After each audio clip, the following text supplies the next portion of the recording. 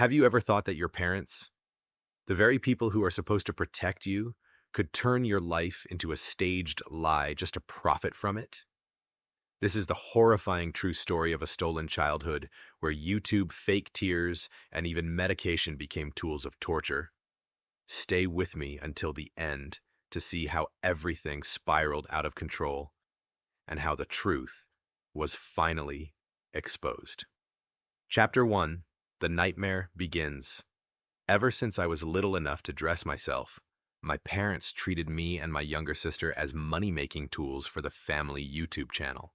Sounds fun, right? A family filming together, sharing happy moments. But reality was nothing like what appeared on screen. It was a nightmare that began with sleepless nights. At first, it was just me having to sit and edit videos until 2 or 3 in the morning, while my classmates were fast asleep resting for school the next day. I remember waking up with stinging eyes, a foggy head, and teachers constantly asking why I always looked so drained. I never dared to tell them the truth. Then things got worse. My mom wanted me to cry naturally on camera, so she had no problem slapping, pinching, or even hitting me before pressing record. She said, "The audience only believes real tears." My dad was just as cruel, refusing to let me eat until I finished filming my personal video. At dinner time, the whole family would eat, while I was left with a growling stomach until I gave in and did what they wanted. When the bruises and exhaustion became too obvious, my teachers grew concerned and asked my parents questions. That's when my parents spun a horrifying lie. They claimed we both had chronic illnesses. Suddenly, all the concern and pity poured in.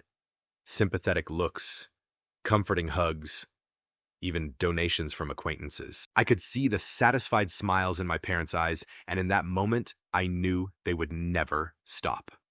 Not even a month later, my mom announced we were moving to a completely new place for a change of scenery.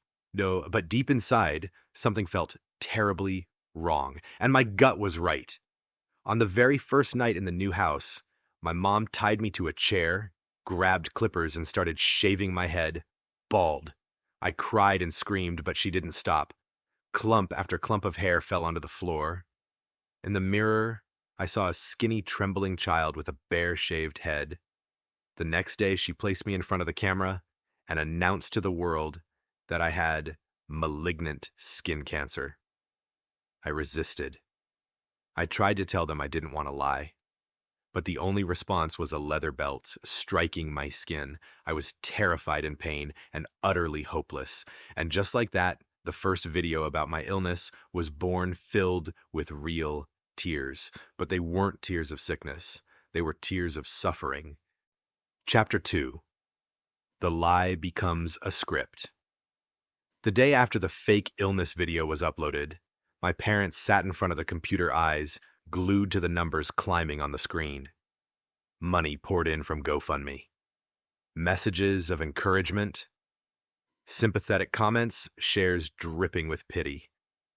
They looked as if they'd just won the lottery. But to me, it was nothing more than being turned into a puppet on a stage I never agreed to step on. From that moment on, everything changed. I wasn't allowed to walk normally anymore. Instead, my dad forced me to practice a slow, shaky walk, clinging to the wall, as if my body were frail from chemotherapy. If I forgot, his reminders came as a slap across the face or a skipped dinner. I still remember the feeling of hunger twisting my stomach into knots, yet I still had to stumble down the hallway for the camera. My mom was more meticulous. She would spend hours just applying makeup on me. Gray smudges across my face, dark circles painted under my eyes, pale foundation that made me look like I was on my deathbed. I looked into the mirror and saw a sickly stranger staring back.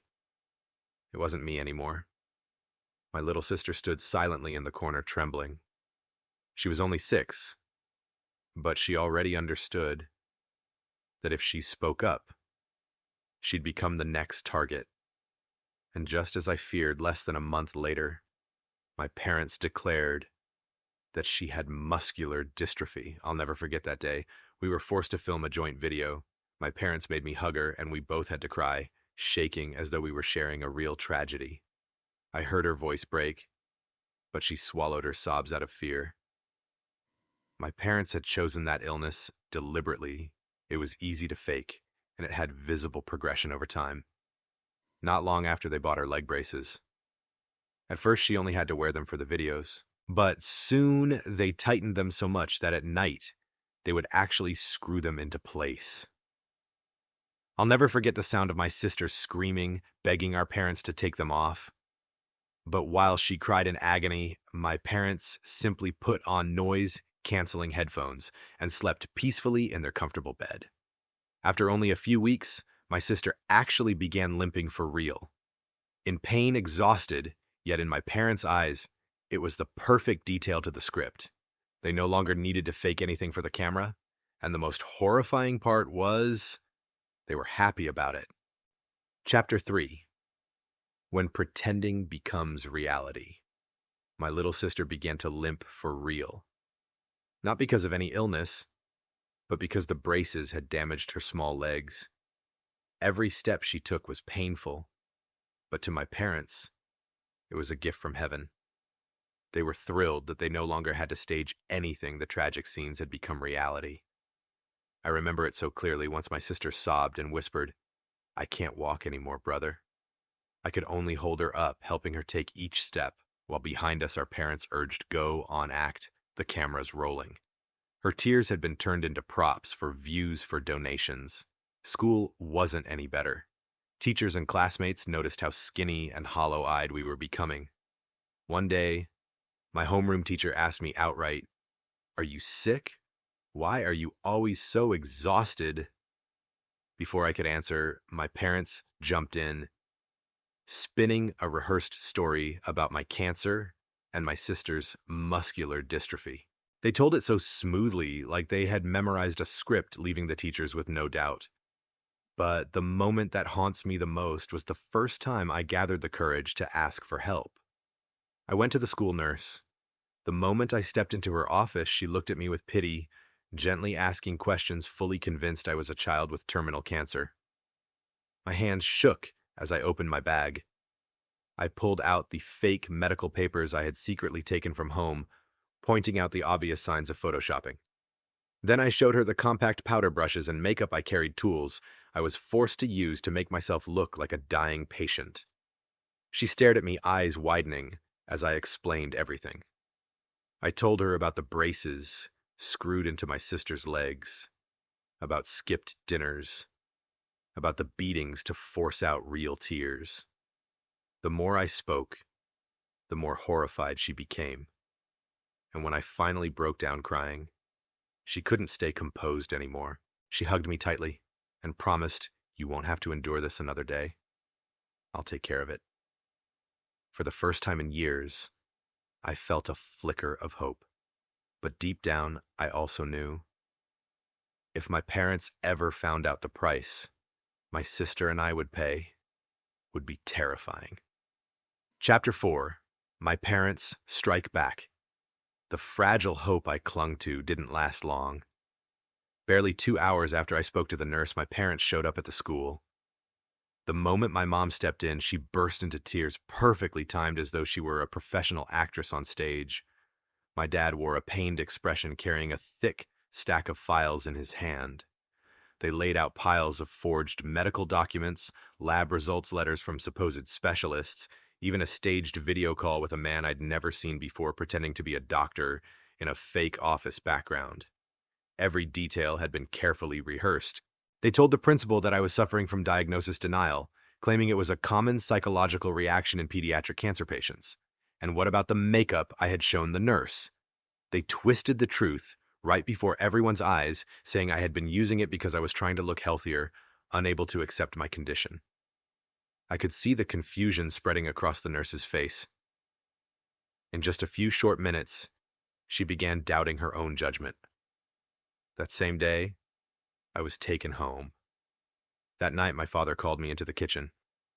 On the table was a bag of medication, labeled with my name, prescribed by one of my mother's acquaintances, a psychiatrist who had once treated her. My dad spoke briefly. "From today on, you'll take 2 pills a day." I shook my head, but before I could protest, his large hand clamped down on my jaw. He shoved the pills into my mouth, poured water in, and forced me to swallow. The bitter taste spread down my throat as his cold eyes stayed locked on every movement I made. He checked so thoroughly that he even pushed his finger inside my mouth to make sure I hadn't hidden the pills. That night, I tried to gag myself and vomit them out, but it didn't work. When I looked up from the toilet, he was standing in the doorway, silently watching. He didn't say a word, just crossed his arms and stared at me as if I were a criminal under surveillance. We stood like that in silence for 20 minutes before he finally stepped aside and let me leave. From that day on, I began living in a fog of exhaustion. The pills made my head heavy, my hands shaky, my handwriting so messy it was barely legible. My sister was forced to wear the metal braces day and night until blood seeped through her socks, but she still wasn't allowed to take them off. Every morning, my mother positioned me in front of the camera, adjusted the lighting, and ordered me to keep playing the role of a child with cancer. But I knew the cruelest part wasn't the filming. It was the fact that I was slowly losing the ability to tell what was real and what was fake. Chapter 5: A Prison Within the Family. From the moment those pills began seeping into my body, I felt like I was trapped inside an invisible cage. My head was always heavy. My hands trembled constantly, and my sleep was shallow and broken. The house, which should have been the one safe place, had turned into a real prison. My parents confiscated everything: phones, laptops, anything that could connect me to the outside world. The doorknob to my room was removed and replaced with one that locked from the outside. Even bathroom trips were supervised. Every move they made was wrapped in the same excuse: it's for your safety. But I knew very well the only safety they cared about was their perfect facade. Outside, neighbors, teachers, and friends were all deceived. My mother spread the story that our health had become too fragile, that we needed privacy and silence to recover. Strangely, everyone believed it. They sent cards, food, and left sympathetic notes at the door. Meanwhile, we remained inside, confined, starving, in pain. My sister slowly lost the ability to distinguish reality from lies. She began to believe she was truly sick. On her 7th birthday, she whispered to me that what she wanted was a wheelchair. Not because she needed it, but because she thought it was the right thing to fit the story our parents had created. Hearing her say that shattered my heart. Late at night, when the pills left me nearly paralyzed, she would crawl into my bed, the iron braces on her legs scraping loudly against the sheets. She pressed her face against my shoulder and whispered, "Maybe we're not acting well enough. Maybe that's why Mom and Dad have to make it real." My throat tightened. I couldn't find words to comfort her. In her eyes, all of the suffering was our fault because we weren't good enough to satisfy our parents. As for me, doubt began to consume me. The truth, the lies, the drugs, the beatings, the endless filming sessions. It all blended into one distorted mess. Sometimes I even wondered, what if I really am sick? What if I'm the crazy one and they're only trying to save me? Prisons don't always have bars. Sometimes they live inside your own mind, when you start doubting your own senses and memories, and that is the most terrifying prison of all. Chapter 6: The Horrifying Plan. Even through the haze the pills left me in, I realized one thing: my parents were preparing for something bigger, something more cruel than anything that had ever happened before. One day, as I passed by my father's office, I caught a glimpse of his computer screen. Dozens of tabs were open: wilderness therapy for teens, behavioral modification programs, transport services for troubled youth. I saw every word, every ad, and in that moment, it felt like the blood in my veins froze. I knew what those places were. They weren't treatment centers. They were hell disguised as therapy camps where kids were sent to be broken, reshaped into obedient puppets. Some never came back at all. I trembled, but before I could react, I heard footsteps. I slipped away from the door like a thief, my heart pounding in my chest. That night, I couldn't sleep at all. Meanwhile, my sister was growing weaker. Her legs had begun to fester with infection from the braces that had been tightened for too long. The wounds oozed blood and pus, but my parents treated it as nothing more than the perfect detail for the storyline. I secretly stole gauze and disinfectant, tending to her wounds in silence, doing what little I could to ease her pain. But the truth was, I was powerless. Then one day, my grandmother came to visit. The moment she saw my trembling hands shaking from the medication, her face darkened. I saw the suspicion in her eyes as she looked at my parents, but she didn't dare speak out. I realized she was afraid and afraid that if she resisted, she'd be cut off from us entirely. My parents were experts at isolating us, turning everyone else into outsiders.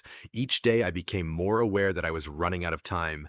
My parents no longer just wanted us to play roles for videos. They wanted to brainwash the entire world to turn us into living proof of their lies. And once the documents and forged medical files were complete, I knew what awaited me: a van 2, strange men, and a rehabilitation camp deep in the woods. I had no choice left but to find a way to escape, or at least leave behind evidence. Because if I disappeared, who would ever know the truth? Chapter 7: The Desperate Resistance. Ever since I saw the rehabilitation camp plans on my dad's computer, I knew my time was running out. That's when I began doing something dangerous: collecting evidence. Whenever my parents were careless, I would hide the pills under my tongue, then spit them into a tissue I kept in my pocket. I stashed them little by little into a secret corner inside my mattress. To me, those pills were evidence. I also found an old iPod buried in a drawer. Its battery was nearly dead, but it still worked.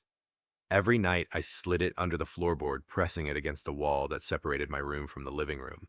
And with it, I recorded conversations of my parents, planning, "We need to increase the dosage. She has to act weaker. If she resists, just tighten her sister's braces another notch." I shook as I replayed the recordings. Their voices were cold, detached, as if they were drafting a movie script, not discussing their own children. I knew what I had to do next. Using my sister's toy camera, the only thing left untouched, I took pictures of the pill bottles, the forged documents, and the wounds on her legs. The memory card was tiny, just small enough to hide inside a torn sock.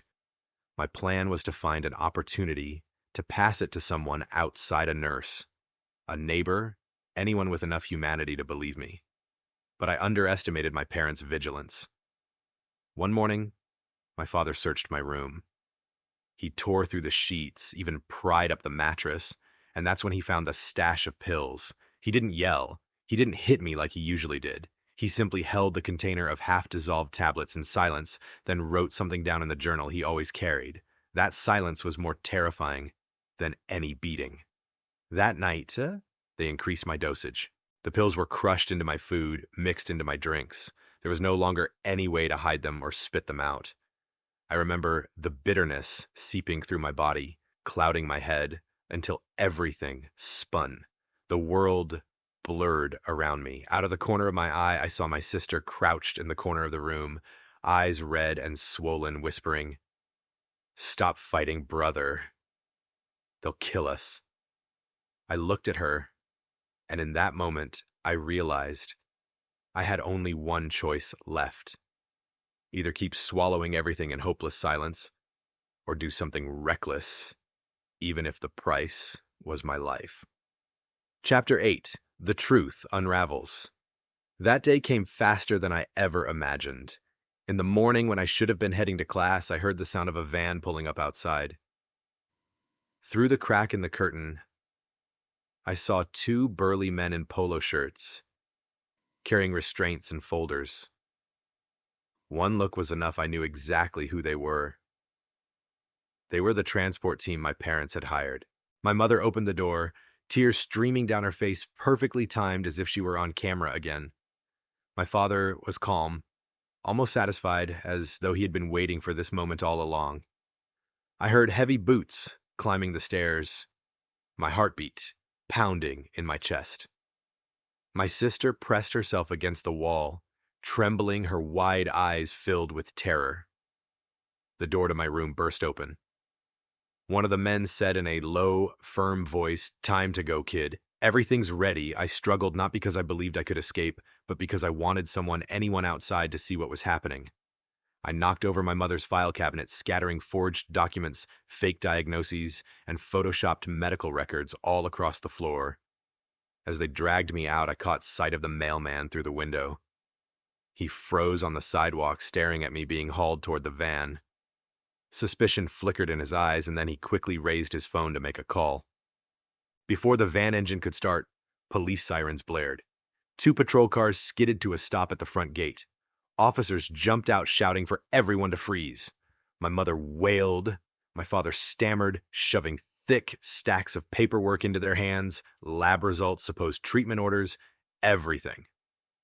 But one officer frowned, flipping through the pages, comparing signatures, examining dates. Then he spotted it, the same doctor's name, signed in completely different handwriting.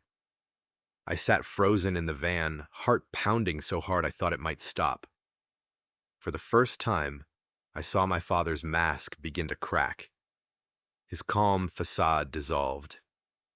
Under the barrage of questions, he broke down. He cried, and then the confession spilled out, disjointed but undeniable: the drugs, the fake illnesses, the forced performances, everything. An ambulance was called. For the first time in months, my sister and I were taken to a real hospital with real doctors. My blood tests came back, showing dangerously high levels of antipsychotic medication.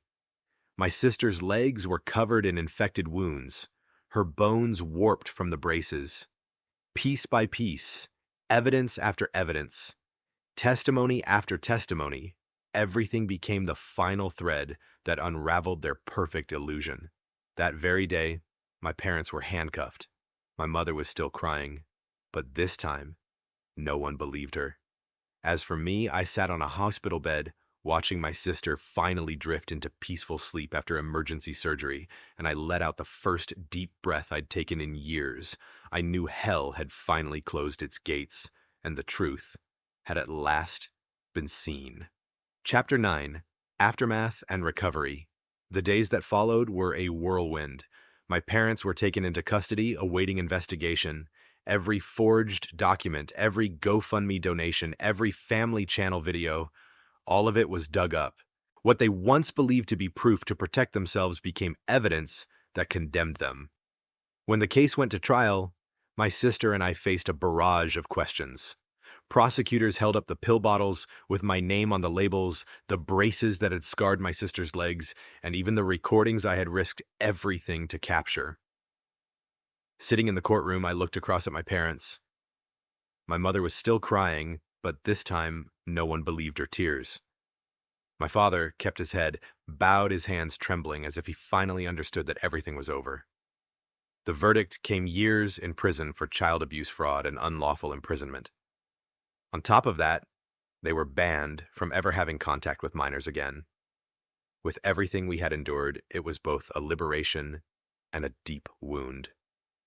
After all, they were still my parents. My sister and I were placed in our grandmother's care. She sobbed as she saw us step out of the hospital, frail, shaking, but alive. She apologized over and over for not trusting her instincts sooner. I hugged her tightly, and for the first time in so long, I felt an embrace that was truly safe. The months that followed were not easy. I went through therapy to slowly work through the trauma. My head still spun whenever I thought about the pills, and I still dreamed of being dragged toward the van. My sister had to undergo weekly physical therapy. The braces had left permanent damage. She could walk, but she would always limp. And yet a new life began to take shape. No more cameras, no more fabricated scripts, no more beatings. We could go back to school, eat dinner in peace, sleep without fearing that someone would unlock our door in the middle of the night. Sometimes I look back on that time and it feels like a nightmare movie, except I couldn't press stop. But now we are learning to write our own lives again. No one else holds the pen. No one else gets to script our story. And if there is one lesson I carry from it all, it's this. Sometimes all it takes is one person willing to believe the truth, as the mailman did that day to change the fate of a child. That is the whole story. A tragedy born of greed, of lies staged like a perfect play, until it all came crashing down. In the end, the truth was revealed, and justice was served. But the scars, both in the hearts and on the bodies of those children, will never fully fade. If you found this story shocking, don't forget to share your thoughts below, because sometimes it only takes one outsider to believe the truth to change an entire life.